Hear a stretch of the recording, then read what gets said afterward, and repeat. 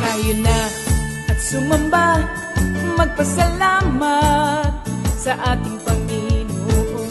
Tayo na kumanta, sumayaw sa saliw ng tugtugan, kay inang pagmasdan ang nagkakaisa at sama-sama magkakapatid.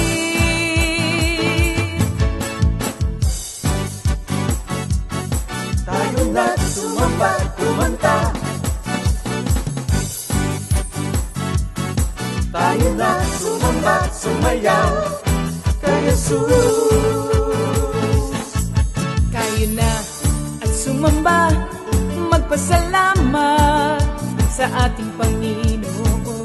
Tayo na kumanta, sumayaw sa saliw ng tugtugan, kay inang pagmasdan ang nagkakaisa at sama-sama magkakapatid. Kay Jesus ang iyong problema, magdasal, maghintay, magtiwala. Sa oras ng pangangailangan, si Jesus ang katugunan. Si Jesus ang ating Panginoon, kailanman di kanya iiwan. Si Jesus ang ating Panginoon, kasama sa lahat ng oras. Papuri at pasasalamat tanging sa'yo, alay. Tanging sa'yo, alay.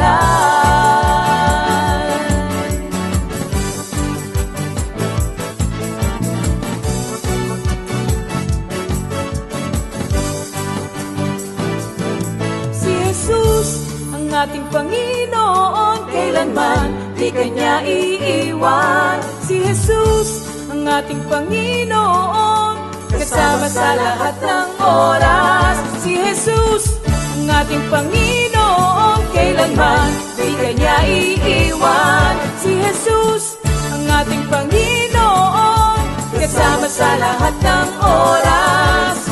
Papuri at pasasalamat tanging sa'yo, alay. Tanging sa'yo, alay.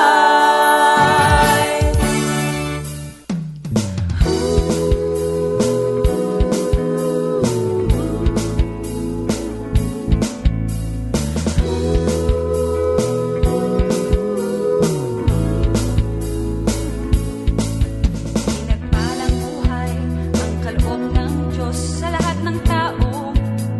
May takot sa Kanya. Pinagpalang buhay ang kaloob ng Diyos sa lahat ng tao.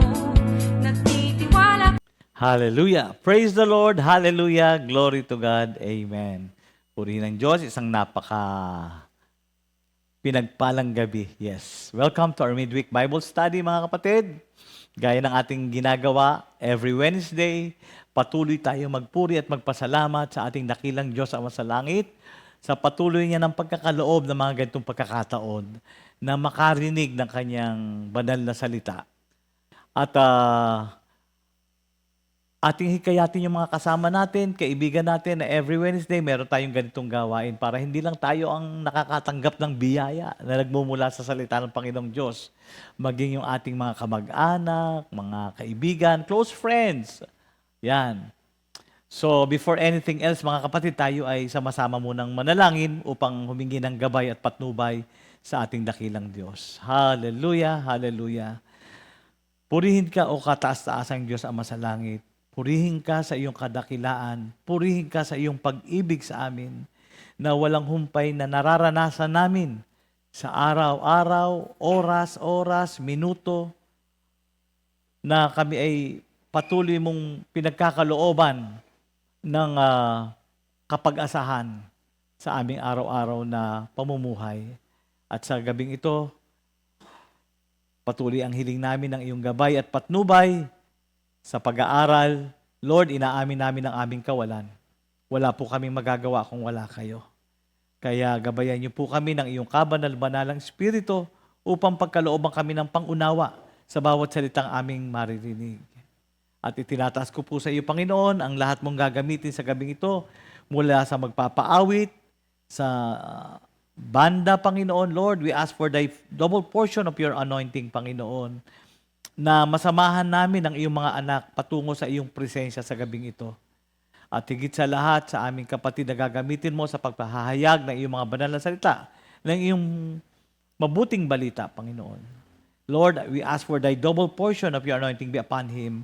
Bless his lips, put the words on his mouth, Panginoon. Mga salitang nais mong makarating sa iyong mga minamahal na anak. And tonight, may your name be glorified, Father God. And again, we give you the highest praise, glory, and honor. In Jesus' mighty name we pray. Amen, amen. Thank you, Lord, mga kapatid. And of course, gaya ng dati, hindi natin makakalimutan ang ating mga kapatid nagdadaos ng birthday. But this time, ng ating kapatid. Kasi the one and only for tonight. Okay. Happy birthday, May 6, 2026. Happy birthday, Brother Benny de Guzman. Di ba? Ang dami mga kapatid. Kaisa-isang nagse-celebrate sa araw nito. Yan, si Brother Benny de Guzman. Happy birthday, bro, and enjoy the night. Gabi na kasi. Okay. Thank you, Lord. Brother.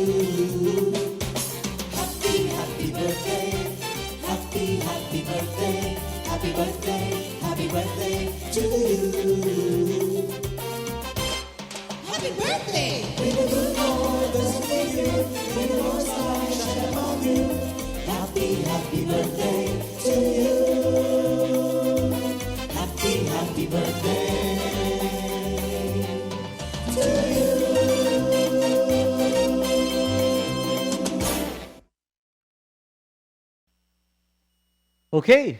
Happy birthday again, bro. And enjoy the night. Okay. Mga kapatid, ihanda na po natin ang ating mga sarili. Tawagin ang mga kasama sa bahay upang sabay-sabay tayong tumalon. Magkaiba ang tumalon sa lumundag? Itaas ang kamay, pumalakpak para sa ating dakilang Ama. Sabay-sabay po tayo magpuri sa Kanya. So tonight, let's welcome the praise and worship team. Ayan, magandang gabi po sa ating mga kapatiran na nasa bahay. Higit lahat kay Lord. Hello po mga kapatid. Yan. Magandang umaga, magandang tanghali, magandang hapon po anumang oras po tayo nanonood sa ating mga tahanan. Ihanda na po natin ang ating sarili upang umawit at magpuri sa Panginoon. Hallelujah, hallelujah. Napakagandang pagkakataon na naman po na ibinigay ng Panginoon upang tayo ay makapagpuri, makaawit at makapagpasalamat sa Kanya. Kaya tayo po ngayon ay tumayo na dyan, kayo po ay nasa inyong mga tahanan pa, sumabay po kayo ng pag-awit sa amin para sa Panginoon. Amen. Lord, I will always speak of your constant love. I will proclaim your faithfulness forever.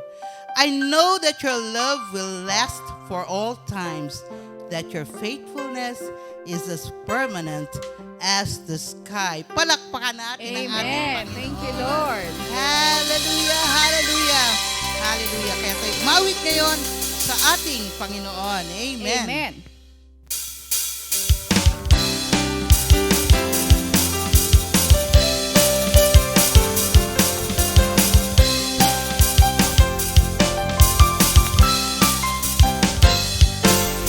Hindi kami mag-iisa pagkat ika'y kasama na.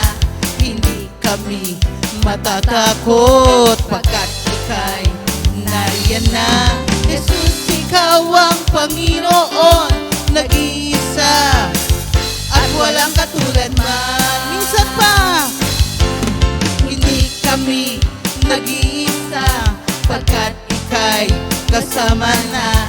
Hindi kami matatakot, pagkat ika'y nariyan na. Jesus, ikaw ang Panginoon, nag-iisa, at walang katulad man. Salamat, salamat, salamat sa'yo, Panginoon. Hallelujah. Sa buhay na iyong ibinigay, wala na hahanapin pa. Dahil ikaw, Jesus, ay sapat na. Ikaw ang Diyos, ikaw ang Diyos na di nagbabago. Pag-ibig mo ay walang dulo. Ang kaligtasan ko ay mula sa'yo. Ikaw ang Diyos, ikaw ang Diyos na di nagbabago. Pag-ibig mo ay hanggang dulo. Ang kaligtasan ko ay mula sa'yo. Salamat, salamat, salamat sa'yo, Panginoon. Sa buhay na iyong ibinigay, wala na hahanapin pa.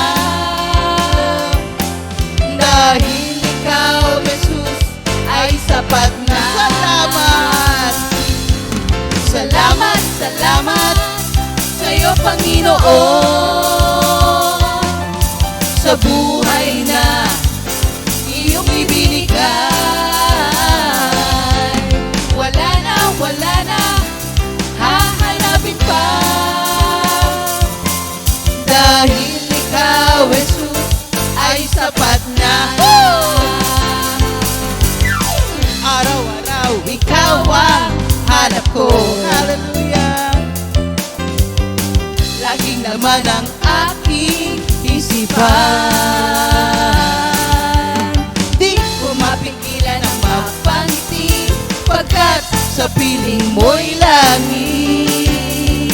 Pupurihin kita, Panginoon. Wala nang hahanapin pa, wala na akong hahanapin pa, wala nang hahanapin pa, pagkat pag-ibig mo'y sadyang wagas. Nang ako'y manganib kay Yahweh, dumaing, dinig niya ako sa aking dalangin. Pupurihin kita, Panginoon. Sama-sama, sama-sama nating ipagpuni ang kadakilaan ng Panginoon. Anumang pagsubok ay kakayanin natin, sapat ang tulong niya sa atin. Sama-sama, sama-sama nating ipagpuni. Hallelujah. Ang kadakilaan ng Panginoon. Anumang pagsubok ay kakayanin natin, sapat ang tulong niya sa atin. Sama-sama, sama-sama nating ipagpuni ang kadakilaan ng Panginoon. Anumang pagsubok ay kakayanin natin, sapat ang tulong niya sa atin. Sapat ang tulong niya, sapat ang tulong niya sa atin. Sapat ang tulong niya sa atin. Hallelujah. Oh, we praise you, Jesus. Jesus, we praise you, Lord. Hallelujah. Hallelujah. Sapat ang tulong niya sa atin. Hallelujah. Salamat, Panginoon. Salamat, hindi po namin makakalimutan ang mga ginawa mo sa aming buhay.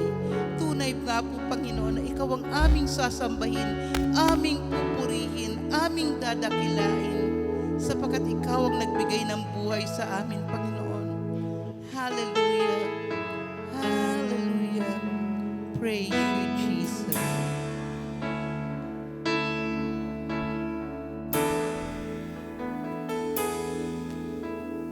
Di ko na pwedeng malimutan ang pag-ibig na iyong inilaan. Magbuhat sa krus nang ikaw ay lumisan. Tunay na pag-ibig ang iyong iniwan. Jesus, ikaw lamang ang aming Diyos. Nasa kasalanan ko'y tumubos. Ikaw ang nagbigay sa akin ng pag-asa.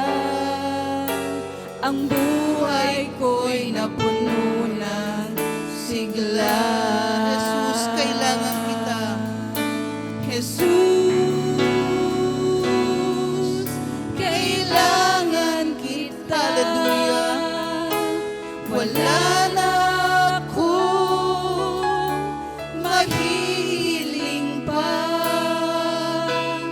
Pag-ibig mo'y aking nadarama.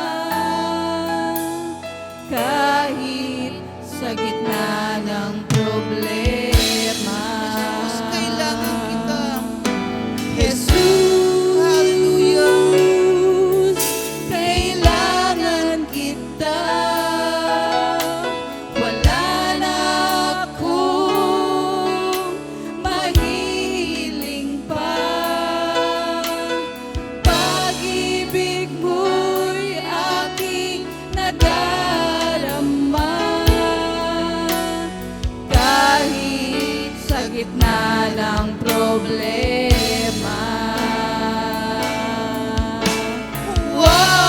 Huwag mo kong iiwan. Huwag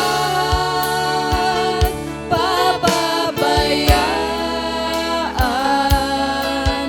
Yan ang samo ko, oh Jesus. Oh, Jesus. Kailangan kita. Wala na akong mahihiling pa. Pag-ibig mo'y aking nadarama. Pupurihin, Sasambahin kita.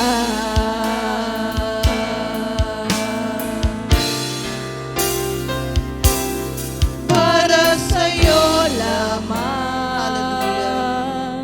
ang papuri, dakilang Diyos Ama, na nagmamahal sa atin, hindi pinagkait ang bugtong na anak na sa atin ay nagligtas. para sa'yo lamang. Para sa'yo lamang ang papuri, dakilang Diyos Ama, na nagmamahal sa atin, hindi pinagkait ang bugtong na anak na sa atin ay nagligtas. O aking Diyos. O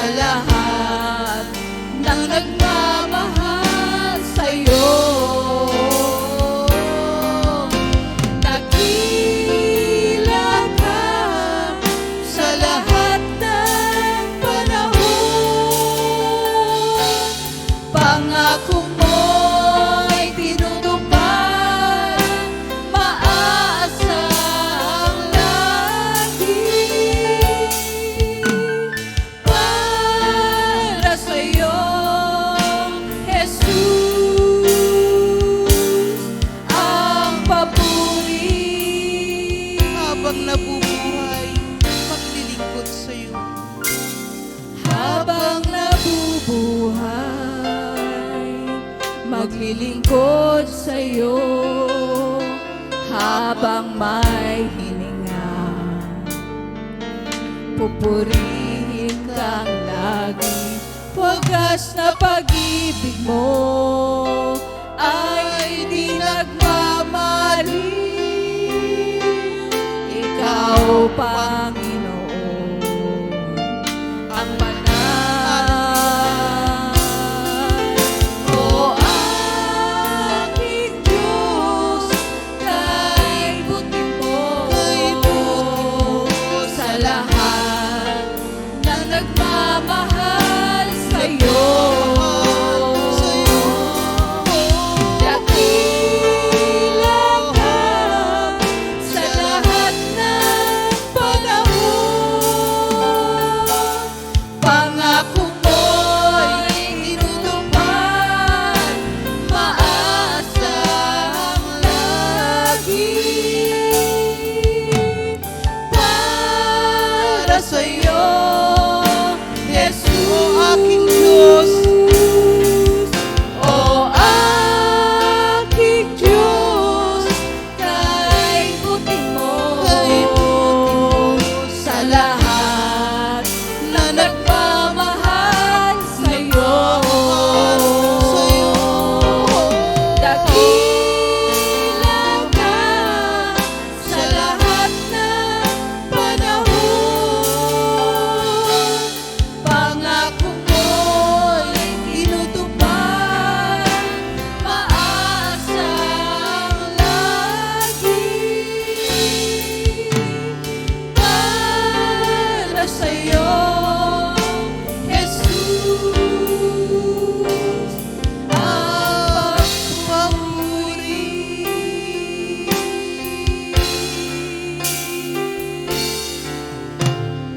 Para sa'yo,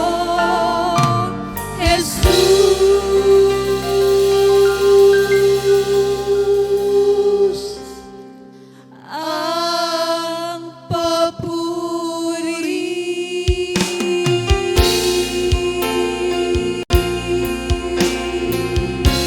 hallelujah. O aking Diyos, ikaw ang aming pinupuri, ikaw ang aming pinararangalan. Hallelujah. Praise you, Para sa'yo, hallelujah. Glory, glory, glory to you, Lord Jesus. Hallelujah. We praise you, my Jesus. We love you, Lord Jesus. Hallelujah. Hallelujah. Thank you, my Jesus. Praise you. Glory, glory.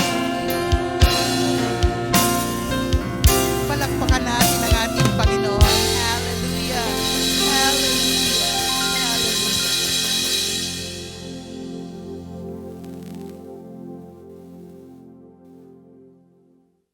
Amen, amen. Glory, glory, glory to God. Salamat ka music ministry. Praise the Lord, praise the Lord. Yan. At last week mga kapatid, Pastor simply tackled the first chapter of the book of the Philippians. And tonight, yan. Tonight, let us welcome Minister Donnie Balangit as he opens chapter 2 of Philippians. Let's welcome our brother. Magandang gabi po sa inyong lahat, mga kapatid. Tayo po ay muli magpapatuloy po sa pagtalakay ng aklat ng Pilipos. Nauna na pong natalakay ang panimula at ang unang kabanata. Ngayon naman po ay ang ikalawang kabanata ng Pilipos. At bago po tayo magsimula, nais ko po munang tayo ay manalangin. Dakila naming Ama sa langit, maraming salamat po sa araw na ito, sa oras na ito na kami po ay muli naririto sa pag-aaral ng inyong mga salita. Dalangin ko po sa inyo, Panginoon, na pangunahan mo po kami. Kayo po ang magpaunawa ng inyong mga salita ng mensahe mo po na ipapahayag sa araw na ito. Gamitin niyo po ko bilang tagapagsalita at ang mga maririnig po ng mga kapatiran, naming lahat ay magbigay ng sigla, magbigay ng kalusugan sa aming pamumuhay espiritual. Patuloy po na lumago ang pananampalataya at ang relasyon ay lalo pong lumalim. Maraming salamat po sa inyong Panginoon. Ang luwalhati, papuri ay sa inyo lamang. Ito po ang aming dalangin sa pangalan ni Jesus. Amen. Thank you, Lord. Mga kapatid, ina nga po, tayo po ay nasa pagtalakay ng aklat ng Pilipos at ayon sa ating mga naunang napakinggan, ito po ay sulat ni San Pablo na siya po ay nakakulong at alam naman natin ang buhay ng isang bilanggo. Pero liwanagin natin na siya po ay nabilanggo dahil sa paghahayag ng salita ng Panginoon. Ibig sabihin po ay pagsunod sa kalooban ng ating Panginoong Diyos. At alam naman nating lahat, mga kapatid, na ang pangangaral ng salita ng Panginoon, kahit na ito po ay pigilan ng tao, ito po ay hindi kayang ikandado ng kahit sino man, sapagkat ang salita ng Diyos ay katotohanan at ito po ay kailangan-kailangan ng bawat isa sa atin. So ngayon po ay tingnan po natin ano po ang naririto ngayon sa aklat ng Pilipos, Kabanata 2. Ang Pilipos, Kabanata 2 ay mayroon pong tatlong tema o paksa na makikita natin dito at ito po ay nahahati sa tatlo. Yung una po ay talatang 1 hanggang 4, pangalawa po yung talatang 5 hanggang 11 at yung pangatlo po ay talatang 12 hanggang 15. At ito na nga po mga kapatid ang pagtalakay po sa aklat ng Pilipos 2. Yung sinasabi po rito ay naririto yung the call to unity and humility, the example of Christ, and the living out salvation. Meron po ditong challenge ang aklat ng Pilipos sa mga believers. Tayong lahat po na magkaisa sa pamamagitan ng pagpapakumbaba. At dito rin po ay hinihimok tayo ng kabanata na ito, ng aklat na ito, na tularan po ang pag-iisip ni Kristo na siya po ay naging isang alipin sa halip na maging makasarili. So yun po yung hamon na sinasabi sa aklat na ito at ang paghihimok sa atin bilang mga mananampalataya. At tayo po ay tinatawag ni Pablo sa isang, sabihin na natin pag-ibig na naghahanap po ng sariling kapakanan upang tayo ay magningning tulad ng mga bituin sa pamamagitan po ng pamumuhay na walang reklamo. Kasi sa panahon po natin ngayon, maiugnay po natin, talagang hindi po maiiwasan na makapagreklamo tayo sa buhay. Yan po ay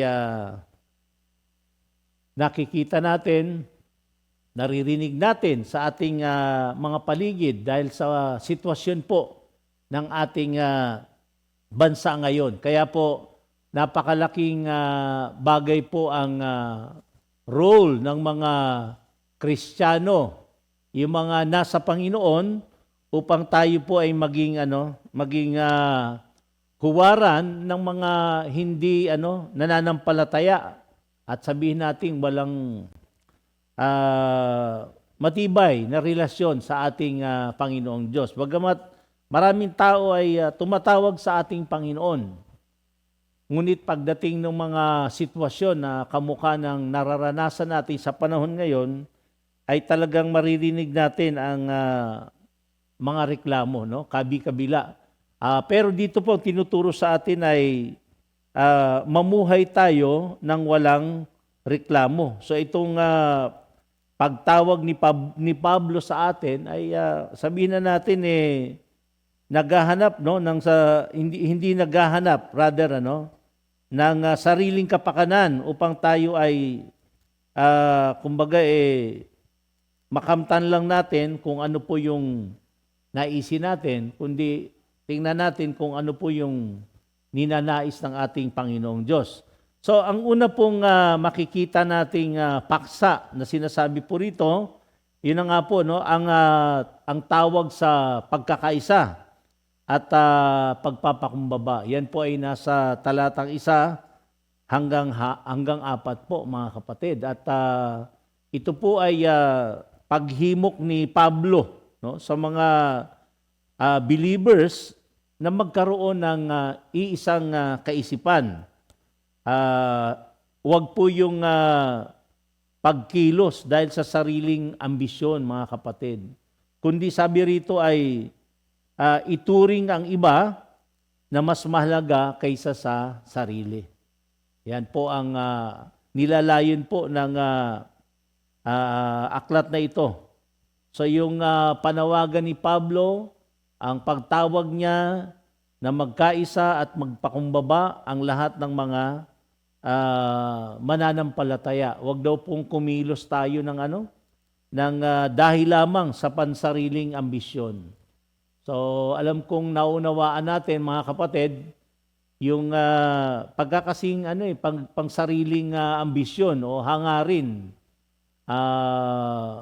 malamang sa malamang ay talagang yung sarili lang talaga natin ang iisipin natin at mawawalan ng kabuluhan o halaga ang iba.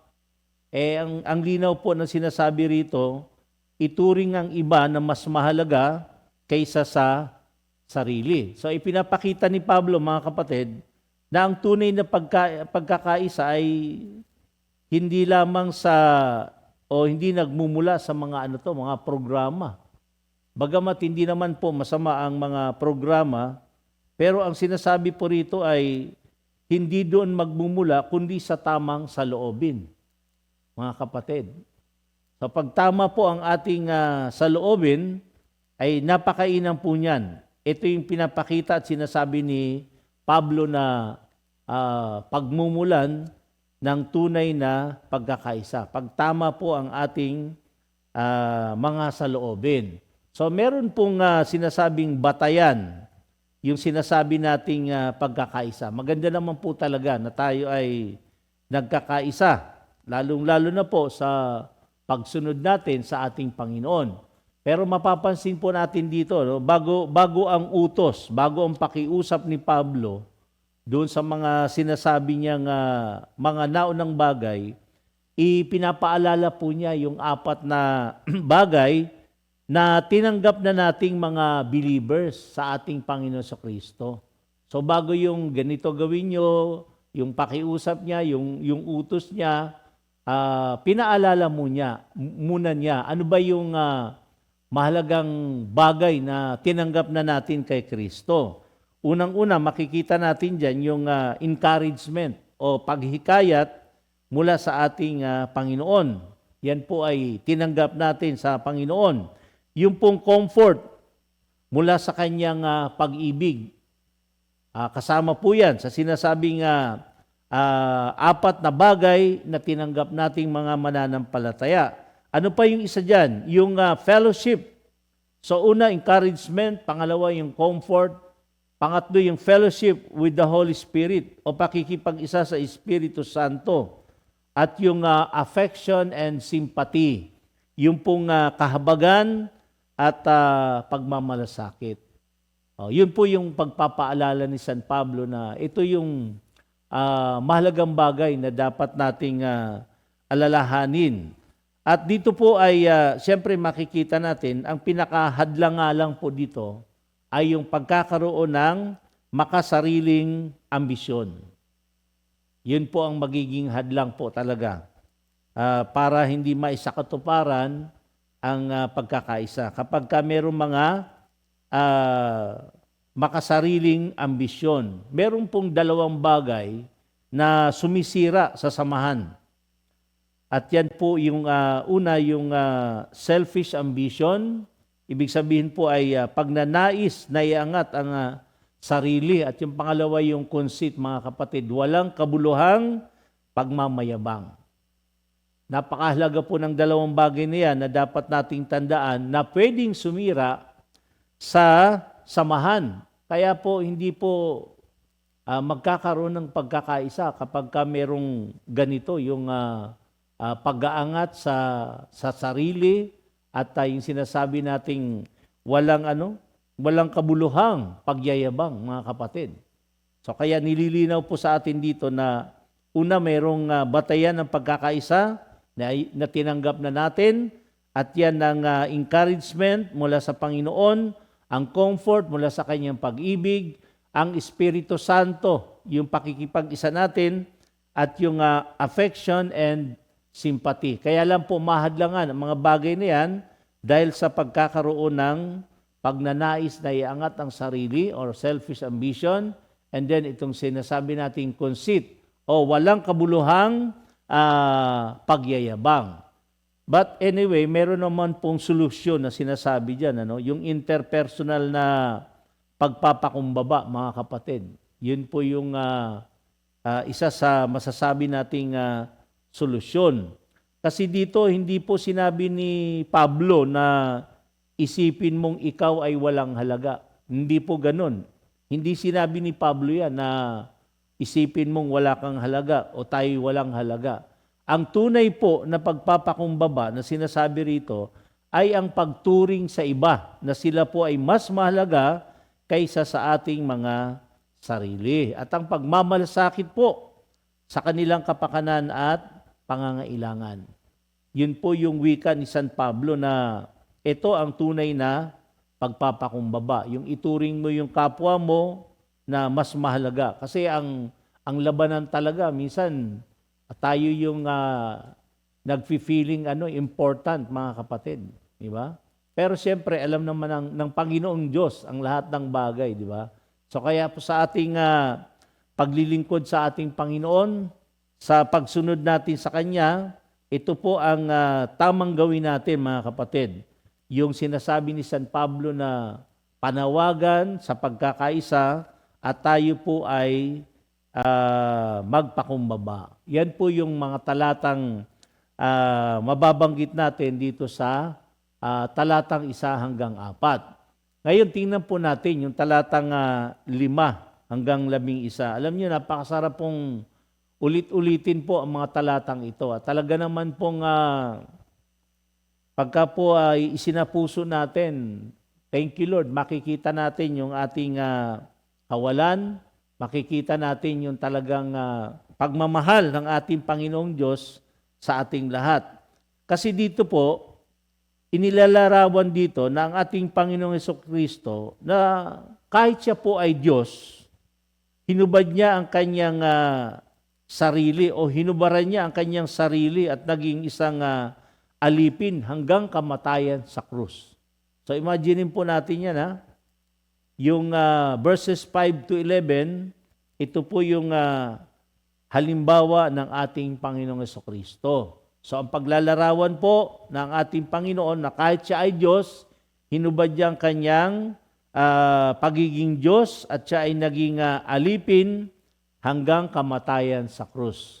So dahil sa kanyang pagpapakumbaba, itinaas siya ng Diyos sa pinakamataas na kalagayan, mga kapatid. Ito po yung sinasabing pinakamataas na pamantayan ng pagpapakumbaba. Hindi lamang po ito yung mga kapatid, aral na dapat pakinggan, kundi ito po ay isang huwaran na dapat po ay tularan. Ulitin ko po hindi lamang po ito aral na dapat pakinggan, kundi ito po ay isang huwaran na dapat po tularan. Kung mapapansin po natin dyan, yung talatang 6 po, ito po ay patungkol sa kanyang katayuan. Ibig sabihin po, ang ating Panginoon Jesucristo ay nasa anyong Diyos. Yun po ang katayuan ng ating Panginoon. Siya po ay nasa anyong Diyos, taglay niya ang lahat ng kapangyarihan at kaluwalhatian, mga kapatid. Ngunit hindi niya ito pinagpilitan para sa kanyang sariling kapakinabangan. Purihin po ang ating Panginoong Diyos. Ito yung sinasabi nating kanyang katayuan. Ngayon, dun po sa talatang 7 hanggang 8, makikita natin kung ano ang kanyang pagbaba. Yung una sa talatang 6, yung kanyang katayuan. Yung talatang 7 hanggang 8, ito yung kanyang pagbaba. Ano bang ibig sabihin natin, mga kapatid? Yung isinantabi niya ang kanyang mga pribilehiyo at siya po ay naging tao. Yun po yung sinasabing kanyang pagbaba. Siya po ay nag-anyong alipin. No? Nag-anyong alipin siya upang maglingkod. Thank you, Lord. At nagpasakop siya sa pinakamababang uri ng kamatayan. At yan po yung sinasabing kamatayan sa krus. So, yun po yung pinapakita diyan kung ano yung kanyang katayuan at yung papaano siya naging mababa o nagpakababa, mga kapatid. At doon po sa talatang 9 hanggang 11, pinakita naman diyan ang kanyang pagdakila. May pagbaba at may pagdakila. So dahil sa kanyang kusang loob na pagpapakumbaba, sabi rito, no, itinaas siya ng Diyos Ama sa pinakamataas na kalagayan. Ang pagpapakumbaba, tandaan natin ito yung prinsipyo ng Diyos, no? Una po ang pagpapakumbaba bago ang pagpaparangal. Yan po ang banal na prinsipyo ng ating Panginoong Diyos. At yan po ay naganap sa ating Panginoong Hesukristo. Kanya po, purihin po ang ating Panginoon sa kadakilaan ng ating Panginoong Diyos na napakaganda po ng halimbawang iniwan upang atin pong maging tularan sa ating pamumuhay bilang mga tagasunod niya. So, yun po yung mga talatang nabanggit natin sa 15 hanggang 11, mga kapatid. At yung pangatlo na sinasabi rito, yung pagsasabuhay ng kaligtasan, mga kapatid. From verses 12 hanggang 15. Ano po ba ang napapaloob dyan, mga kapatid? Tingnan po natin. Nasa ikatlong bahagi na po tayo ng paksa ng Pilipos 2, 1 hanggang 15. Na nauna nating sinabi, mga kapatid, na ito po ay panawagan ng pagkakaisa at pagpapakumbaba. Ang ikalawa po ay yung halimbawang iniwan ng ating Panginoong Jesucristo. At ito na po yung panghuli, mga kapatid, yung pagsasabuhay ng kaligtasan. Dito po, sinabihan ng mga mananampalataya na ihayag ang kaligtasan. So tayo po yun, mga kapatid, nang may takot at nanginginig. Yan, naku talaga naman. Ano po bang ibig sabihin yan, mga kapatid? Na ipahayag ang kaligtasan nang may takot at panginginig. So living out salvation, mga kapatid. Believers are told to work out their salvation with fear and trembling. Pag sinabi nating workout, mga kapatid, ibig sabihin ay putting your faith into action. So making it possible through our character and deeds. Hindi po yung parang pagtatrabahoon mo pa, kundi sinasabi rito ay isasabuhay na natin, ipapakita na natin kung ano yung halimbawang iniwan ng ating Panginoong Jesucristo. Making it visible sa pamamagitan ng ating karakter at ng ating mga gawa. So matapos ipakita ang halimbawa ni Kristo, tinawag ni Pablo ang mga mananampalataya na isabuhay ang katotohanan ito, mga kapatid, sa kanilang pang-araw-araw na buhay. Ibig sabihin sa atin, Kasi ito naman po yung nasulat ni San Pablo sa mga taga-Pilipos. Sabi nga natin kanina, siya po ay nakakulong. Nakakatuwa nga na sipin natin kung sino pa yung nakakulong, siya pa yung nagbibigay ng encouragement. Well, malaki ang impact ng pamumuhay ni San Pablo kasi siya po ay dating persecutor, dating masasabi nating against sa gawain ng ating Panginoon. Pero nung siya ay binago ng Panginoong Diyos, di po ba't marami rin po siyang nahikayat? Marami rin po siyang nabahaginan ng salita ng ating Panginoong Diyos. Kaya ito po ang sinasabi sa atin. Yung panghuli po, talatang 12 hanggang 15 po ay pagsasabuhay ng kaligtasan na tinanggap na natin, mga kapatid. So, work out our salvation with fear and trembling, mga kapatid.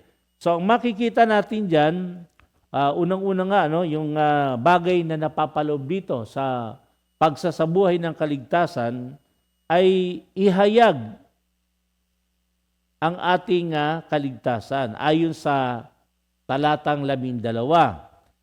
Hindi po ito nangangahulugan na gumawa ng mabuti upang maligtas. Ano pong ibig sabihin nito? Ito po ay pagpapakita ng bunga ng kaligtasang tinanggap na natin. Kaya sabi po ay ihayag ang inyong kaligtasan. So hindi nangangahulugan na gumawa ng mabuti para maligtas, kundi ito ay pagpapakita ng bunga ng kaligtasang tinanggap na natin. So ginagawa ito ng may takot at nanginginig.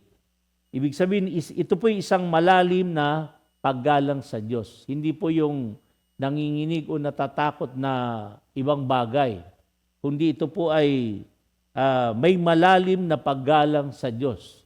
Madalas ang nababanggit natin diyan sa pag-aaral, ang tawag po ay reverential fear.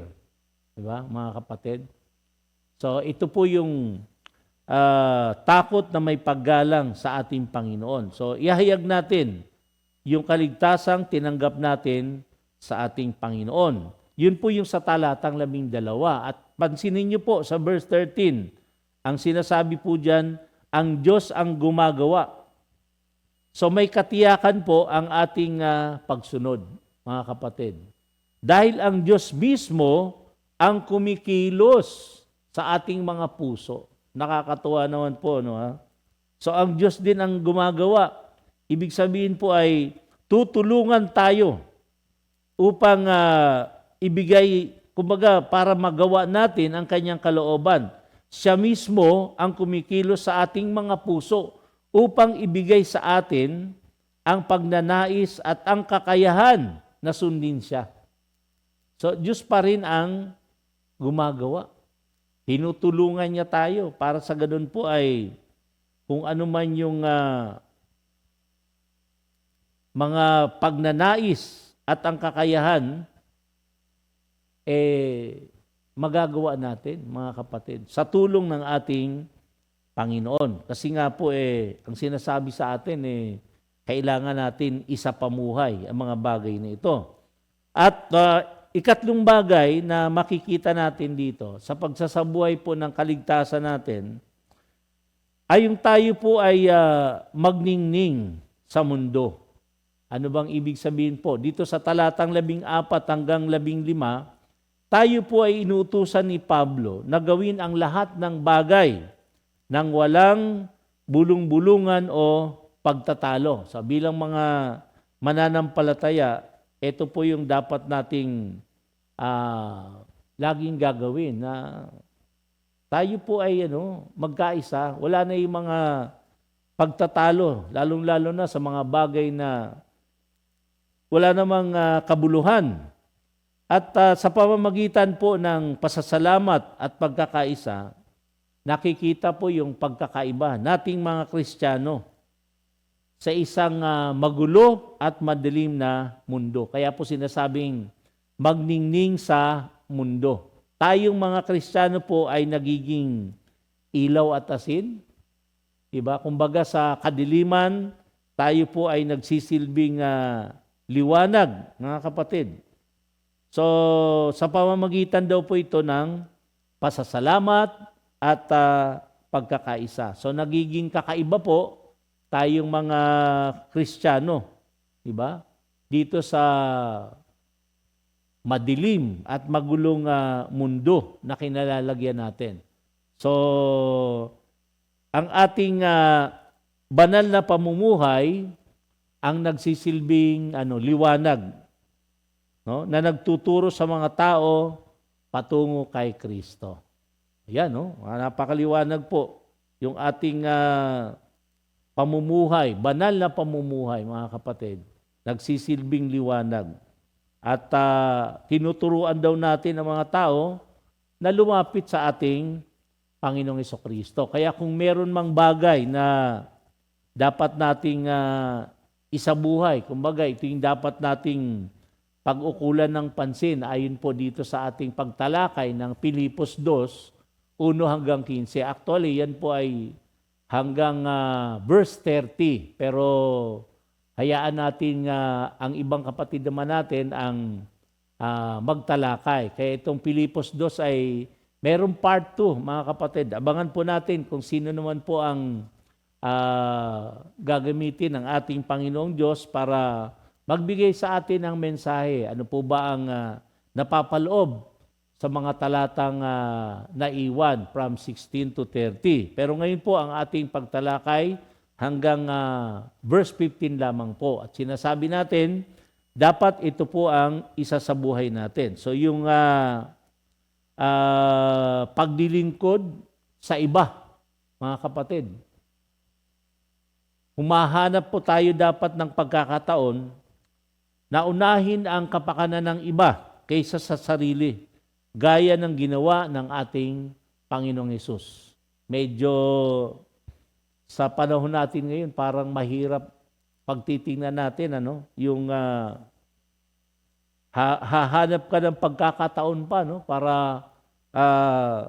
unahin ang kapakanan ng iba. Tapos, saka na yung sarili natin, mga kapatid. Pero maliwanag naman po na sinasabi rito, ito ang maganda, ito ang tama, ito ang nais ng ating Panginoon. Kasi nga, merong halimbawang iniwan ng ating Panginoon Hesukristo. So, gaya ng Panginoong Hesukristo, di ba? Hindi niya inuna yung kanyang sarili. Kumbaga, hindi sa kapakinabangan niya, kundi sa kapakinabangan ng maraming tao. Kasama po tayo dyan, mga kapatid. Lalong-lalo na po pagdating sa salitang kaligtasan. Diba? So dahil sa ating Panginoon, tayong lahat po ay naligtas. Kaya ito rin po yung sinasabi sa atin na dapat po ay by God's grace, maisapamuhay natin yung paglilingkod una sa iba bago po yung ating mga sarili. Pangalawa po, makikita natin na dapat maging mababa po ang loob. Maging mababa ang loob. Sapagkat ang tunay na kadakilaan sa buhay Kristiyano, mga kapatid, ay nagmumula sa paglilingkod, hindi po sa paghahangad ng posisyon o katanyagan. Kung sa bagay po, tayo po ay naririto pa sa mundo. At alam naman nating lahat, kapag ang isipan ng tao po ay hindi pa lubusang naisusuko sa Panginoon, yung sinasabing hindi pa lubos na nababago, ang kaisipan po ay talagang makikita nating after sa mga paghahangad ng posisyon o katanyagan. Pero salamat sa Diyos na nililinaw tayo ng salita ng ating Panginoon. Bagamat tayo po ay nandito sa mundo bilang mga tagasunod ng ating Panginoon, hindi na po tayo para sa mga ganong bagay. Kumbaga, kung tayo po ay ilagay ng Panginoon sa kung anumang posisyon o katanyagan, nagpapasalamat tayo. Pero para maghangad tayo, sabi rito mga kapatid ay ang tunay na kadakilaan ng buhay Kristiyano ay nagmumula sa paglilingkod. So yun ang nais ng Diyos mga kapatid. Na tayo po ay maglingkod at maging mababa ang loob mga kapatid. So may hirapang maglingkod sa kapwa, maglingkod sa Panginoon, ang taong hindi naman mababa ang loob. Ba mga kapatid? So kaya po, tandaan natin itong mga dapat nating isabuhay at lagi nating, siyempre, hinihingi ang grasya ng ating Panginoon para po sa ating mga Kristiyano. At nabanggit nga natin, yung kailangan tayo po ay magningning sa dilim. Yan. Magningning, maging liwanag po sa magulo at madilim na mundong ito. Sa pamamagitan po, sabi rito, sa pag-iwas sa mga reklamo at sa pakikipagtalo. Yan po, magniningning po tayo. Kung tayo po ay umiiwas sa mga bagay na ito, yung puro reklamo at sabi rito yung pakikipagtalo. Kasi ang mga Kristiyano, tayo mga Kristiyano ay nagiging kakaiba sa mundo at tayo po ay nagdadala ng liwanag ng Ebanghelyo, mga kapatid. Yung Ebanghelyo, ito yung salita ng ating Panginoong Diyos. Ang mabuting balita ng kaligtasan. Dala-dala po natin yan, mga kapatid, sa pamamagitan ng ating pamumuhay. Diba? Kaya nga po lagi nating pinapaalala sa ating lahat, mga kapatid, hindi man tayo nababanggit nung nakaraang pag-aaral ni Pastor Simple na hindi tayo mga perpektong tao. Lahat tayo nagkakamali, lahat tayo pwedeng magkamali. Pero hindi po tayo siyempre nawawala ng pag-asa na tayo po ay hindi mababago, mga kapatid.